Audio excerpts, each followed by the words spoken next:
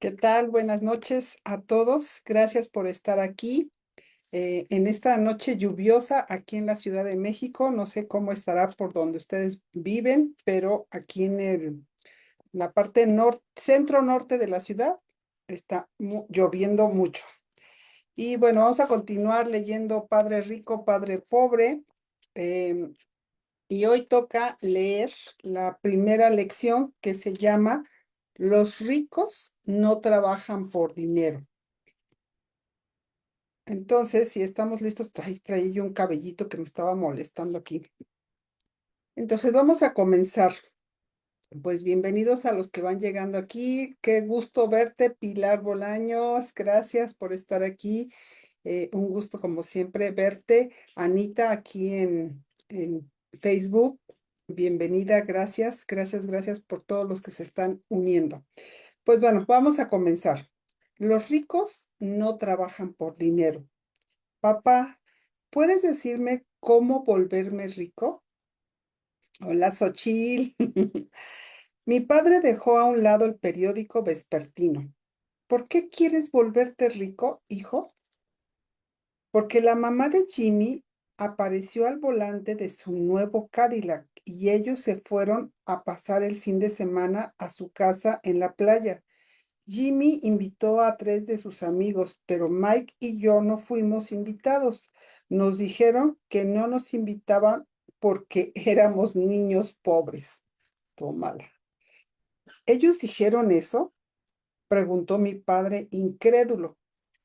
Sí, lo dijeron, respondí herido. Mi padre meneó la cabeza en silencio, empujó sus lentes sobre su nariz y volvió a leer el periódico. Yo me quedé a la espera de una respuesta. Corría el año de 1956. Yo tenía 9 años de edad. Por un capricho del destino, yo asistía a la misma escuela pública a la que los ricos enviaban a sus hijos.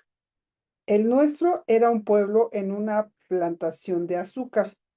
Los gerentes de la plantación y otras personas pudientes del pueblo, como los doctores, los dueños de negocio y los banqueros, enviaban a sus hijos a esa escuela, del primero al sexto grado. Luego de pasar al sexto grado, sus hijos generalmente eran enviados a escuelas particulares. Dado que mi familia vivía a un lado de la calle de esa escuela, yo asistí a ella. Si hubiera vivido en la acera de enfrente, hubiera tenido que ir a una escuela diferente, con los hijos de familias como la mía. Luego del sexto grado, esos niños y yo asistiríamos a la secundaria pública y a la preparatoria pública. No había escuela particular para ellos o para mí. Mi padre finalmente dejó el periódico. Me di cuenta de que estaba pensando. Bien, hijo, comenzó lentamente. Si quieres ser rico, tienes que aprender a hacer dinero. ¿Cómo puedo hacer dinero? Pregunté. Bien, hijo, utiliza tu cabeza, me dijo sonriente. Lo que quería decir era, eso es todo lo que voy a decirte. O no sé la respuesta, no me avergüences. Se forma una sociedad. A la mañana siguiente le dije a Mike, mi mejor amigo, lo que mi padre me había dicho. Hasta donde sé, Mike y yo éramos los únicos niños pobres de esa escuela. De la misma forma que yo, Mike estaba en una escuela por un capricho del destino. A alguien había dibujado una línea para definir el distrito escolar y nosotros terminamos en la escuela de los niños ricos. Nosotros no éramos realmente pobres, pero sentíamos como si lo fuéramos porque todos los demás niños tenían guantes de béisbol nuevos, bicicletas nuevas, todo nuevo. Déjenme tomar un poco de agua.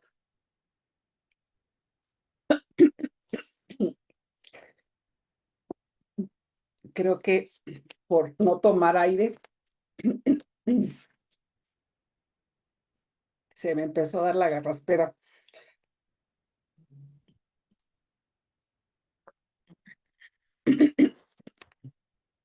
Se me olvida respirar. Bueno, vamos a ver. Respiro. Mi padre y mi madre nos proporcionaban las cosas básicas, como la comida, la vivienda y la ropa, pero eso era todo. Mi padre solía decir, si quieres algo, trabaja para obtenerlo. Nosotros queríamos cosas, pero no había mucho trabajo disponible para niños de 9 años. ¿Qué hacemos para ganar dinero? Pregunté o preguntó Mike. No sé, le dijo. Le dije, pero ¿quieres ser mi socio? No sé qué quiero hacer, no sé cómo hacer dinero, pero ¿quieres ser mi socio? Aceptó y de esa manera, ese sábado por la mañana, Mike se convirtió en mi primer socio de negocios. Pasamos toda la mañana pensando en ideas sobre cómo ganar dinero. Ocasionalmente hablábamos acerca de los niños ricos que estaban en la casa de playa de Jimmy divirtiéndose. Nos dolía un poco, pero ese dolor era bueno porque nos inspiró a seguir pensando en la manera de ganar dinero. Finalmente, esa tarde una iluminación nos vino a la mente. Se trataba de una idea que Mike había tomado de un libro de ciencia que había leído. Muy emocionados, nos dimos un apretón de manos y la sociedad tenía ahora un negocio. Durante las siguientes semanas, Mike y yo recorrimos el vecindario tocando puertas y preguntando a los vecinos si nos guardarían los tubos de dentrífico usados. Con miradas curiosas, la mayoría asistió con la cabeza. Algunos nos preguntaron qué estábamos haciendo, a lo que nosotros respondimos, no podemos decirles, se trata de un negocio secreto. Mi madre estaba cada vez más molesta. Conforme pasaron las semanas, habíamos seleccionado un sitio cercano a su lavadora de ropa como el lugar donde almacenaríamos nuestra materia prima en una caja de cartón que alguna vez contuvo botellas de salsa de tomate. Comenzó a crecer nuestra pila de tubos vacíos de dentrífico. ¿Se acuerdan que antes las pastas de dientes eran de metal? Ahora son de plástico, ya no hubieran podido hacer este negocio. Finalmente intervino mi mamá. Le había afectado el espectáculo de los tubos apretados y vacíos. ¿Qué están haciendo, niños? Preguntó. Y no quiero escuchar nuevamente que se trata de un negocio secreto. Hagan algo con ese desorden o lo voy a arrojar a la basura. Mike y yo rogamos y suplicamos, explicándole que pronto tendríamos suficiente material para comenzar la producción. Le informábamos que estábamos esperando a que un par de vecinos terminaran de utilizar su pasta de dientes para que nos dieran sus tubos. Mamá nos dio un plazo de una semana. La fecha para comenzar la producción fue adelantada, presionada, ¿verdad? La sesión estaba, la presión estaba sobre nosotros. Mi primera sociedad de negocios estaba siendo ya amenazada por una notificación de lanzamiento de nuestro primer espacio de almacén por mi propia madre. Correspondió a Mike el trabajo de apresurar a los vecinos para que utilizaran su pasta de dientes, diciéndoles que el dentista de cualquier manera quería que se lavaran más a menudo. Yo comencé a armar la línea de producción. Un día, mi padre llevó a un amigo a ver a dos niños de 9 años con una línea de producción funcionando a toda velocidad en la rampa de acceso a la cochera. Había polvo blanco por todas partes. En una mesa larga había pequeños recipientes de leche que obtuvimos en la escuela y la parrilla de la familia resplandecía por el fulgor de los trozos de carbón al rojo vivo. Papá se acercó precavidamente y estacionó su automóvil a la entrada de la rampa. porque la línea de producción obstruía la entrada de su cochera. Conforme él y su amigo se acercaron, pudieron ver una olla de acero colocada sobre el carbón, con los tubos de dentrífico derritiéndose. Los tubos estaban hechos de plomo, de manera que una vez removida la pintura, colocamos los tubos en la olla de acero, los derretimos hasta hacerlos líquido y sosteniéndola por las asas, vertimos el plomo a través de un pequeño agujero en la parte superior de los cartones de leche. Los recipientes de cartón estaban rellenos de yeso. El polvo blanco que podía verse por todas partes era el yeso antes de ser mezclado con agua. En mi premura había volcado el saco de yeso y toda el área tenía el aspecto de haber sido golpeado con una tormenta de nieve. Los cartones de leche eran los recipientes para los moldes de yeso. Mi padre y su amigo observaron mientras vertimos cuidadosamente el plomo derretido a través de un pequeño agujero en la parte superior del cubo de yeso. Tengan cuidado, dijo mi padre. Yo asentí con la cabeza, sin levantar la vista. Finalmente, una vez que terminamos de verter, dejé la olla de acero y sonreía mi padre. ¿Qué están haciendo, niños? Nos preguntó con una sonrisa precavida. Estamos haciendo lo que me dijiste que hiciera. Nos vamos a volver ricos, le respondí. Sí, dijo Mike, sonriente y asistiendo con la cabeza. Somos socios. ¿Y qué hay en los moldes de yeso? Preguntó mi padre. Mira, le dije, esta debe estar lista. Con un pequeño martillo golpeé ligeramente el sello que dividía el cubo en dos. Levanté la mirada, la mitad superior del molde de yeso y apareció una moneda de plomo. Oh, Dios mío, dijo mi padre, ¿están acuñando centavos de plomo? Así es, dijo Mike, estamos haciendo lo que usted nos dijo. Estamos haciendo dinero. El amigo de mi padre se dio la vuelta y soltó una carcajada. Mi padre sonrió y sacudió la cabeza. Junto al fuego y a una caja de tubos de dentrífico usados, había dos niños pequeños cubiertos de plomo que sonreían de oreja a oreja. Nos pidió que dejáramos lo que estábamos haciendo y que nos sentáramos en los peldaños frente a la casa. Sonriente, mi padre nos explicó el significado de la palabra falsificación. Nuestros sueños se habían desvanecido. ¿Quieres decir que esto es ilegal? Preguntó Mike con voz entrecortada. Déjalos, dijo el amigo de mi padre. Es posible que estén desarrollando un talento natural. Mi padre le clavó la mirada. Sí, es ilegal, dijo amablemente mi padre, pero ustedes han mostrado una gran creatividad y originalidad de pensamiento. Sigan trabajando. Realmente estoy orgulloso de ustedes. Desilusionados, Mike y yo nos sentamos en silencio cerca de 20 minutos antes de comenzar a limpiar nuestro desorden. El negocio había fracasado el mismo día que inició. Mientras barría el polvo, miré a Mike y le dije, creo que Jimmy y sus amigos están en lo cierto. Somos pobres. Mi padre estaba marchándose cuando dije eso. Niños, dijo, ustedes solo son pobres si se rinden. Lo más importante es que hicieron algo. La mayoría de la gente solo habla y sueña con volverse rica. Ustedes han hecho algo. Estoy muy orgulloso de ustedes. Lo diré nuevamente. Sigan trabajando. No se rindan. ¿Y por qué tú no eres rico, papá? Pregunté.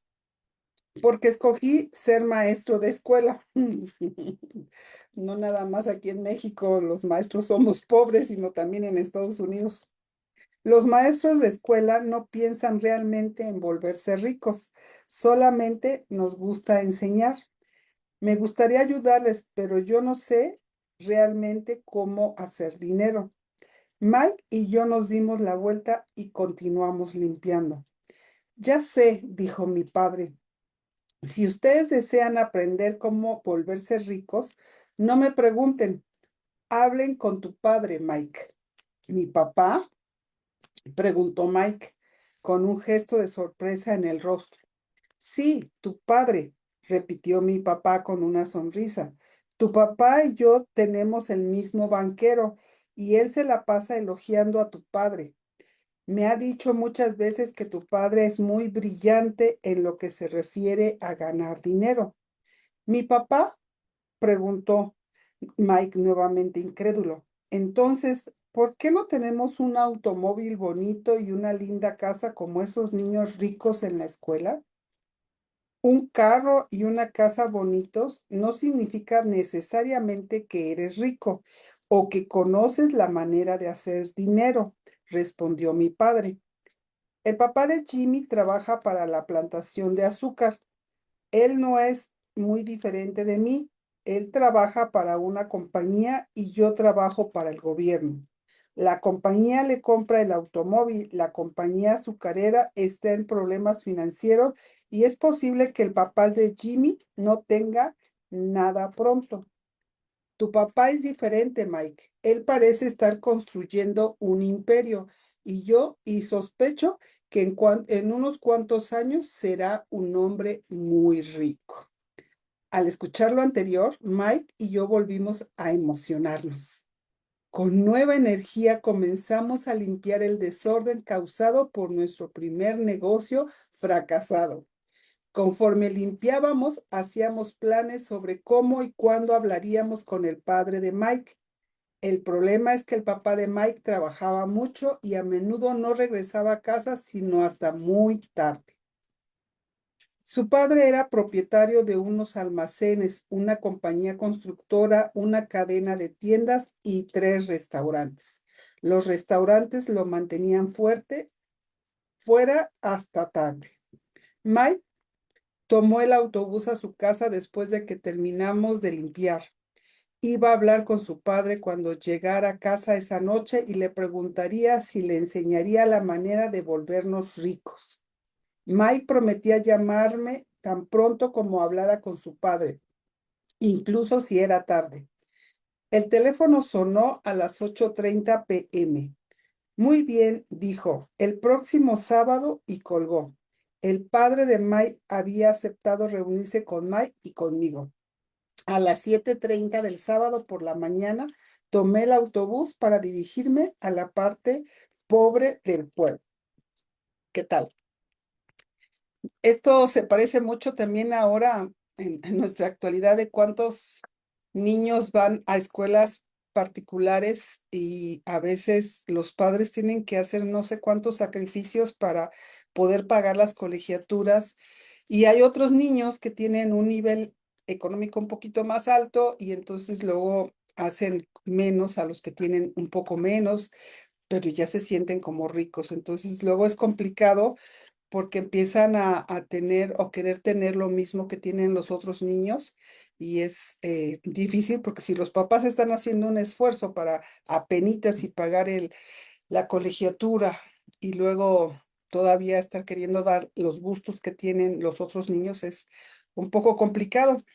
Pero muy interesante, ya me imagino unos niños de 9 años, pues todavía son pequeñitos, ¿no? Lo siento todavía muy chicos, pero fíjense, a esa edad, estos niños ya estaban creando, ya estaban eh, pensando en cómo crear dinero, o sea, se les hizo, en algún lado lo vieron, lo leyeron y lo pusieron en práctica. Entonces, pues para reflexionar, ¿no? Cuando los niños empiezan a tener creatividad, que luego hacen cosas que ni uno se imagina, pues estos niños tenían esas ideas, estaban generando ideas, todo porque alguien les había dicho que eran pobres y luego el niño que les había dicho bueno, que ellos creían que era rico, pues realmente no era tan rico, simplemente su papá seguramente ganaba un poquito más, tenía un coche de lujo porque la compañía se lo proporcionaba, pero no porque él hubiera podido comprar, ¿no? Entonces, y eso también se da, ¿no? Que los niños empiezan a creer que como su papá tiene mucho dinero, que ellos creen que tienen mucho dinero, pues ya son ricos.